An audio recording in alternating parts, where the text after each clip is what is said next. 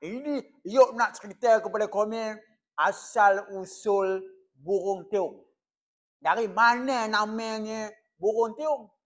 Ini kita Yop nak cerita kepada komen. Asalnya burung tiung ni bunyinya. Bunyinya macam ni.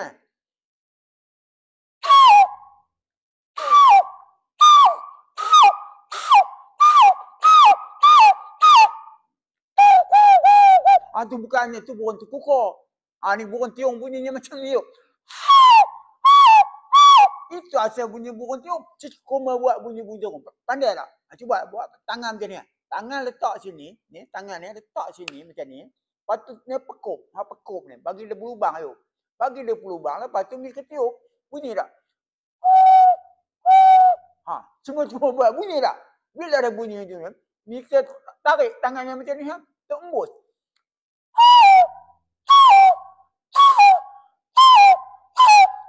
Itu hasilnya bunyi burung tiung. Apa ketumpul, Roman?